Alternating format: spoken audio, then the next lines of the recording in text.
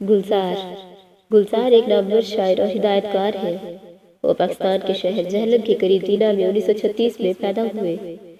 اصلی نام سرکیرن سنگھ ہے۔ تقسیم بر صغیر کے وقت وہ بھارت چلے گئے۔ ابتدائی زندگی میں موٹر مکینک تھے۔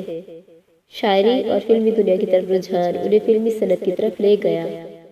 گلزار نے فلمی اداکارہ راکھی سے شادی کی۔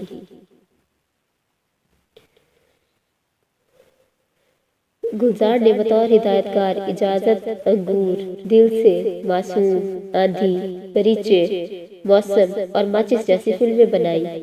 ان کا ٹیلی ڈرامہ مرزا غالب ایک کلاسک کی حیثیت رکھتا ہے۔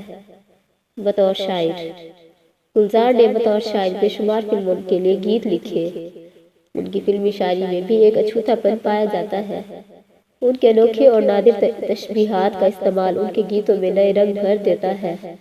ان کے گیت نہ صرف ماضی میں پسند کیے جاتے رہے ہیں بلکہ آج کے دور میں بھی ان کے گانوں کو نوجوان شوق سے سنتے ہیں۔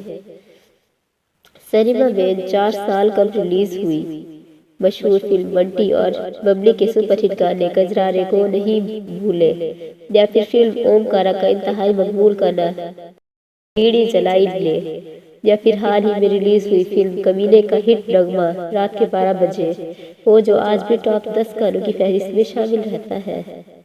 گلزار کی قلم سے نکلا ہر نغمہ عوام کے دل و دماغ پر مخصوص چھاپ چھوڑ جاتا ہے۔ فلم سلم ڈاگ ملینئر کے لیے لکھے گئے گیتوں پر ان کو آسکر ایوارڈ سے نوازا گیا۔ ذاتی زندگی گلزار کی شادی راکھی سے ہوئی۔ دونوں کی ایک بیٹی ہے جن کا نام میگھنا گلزار ہے۔ میگھنا گلزار خوش قسمت رہی کہ انہیں اچھے اور قابل والدین ملے جنہوں نے ادبی اور تعلیمی ماحول میں ان کی پرورش کی۔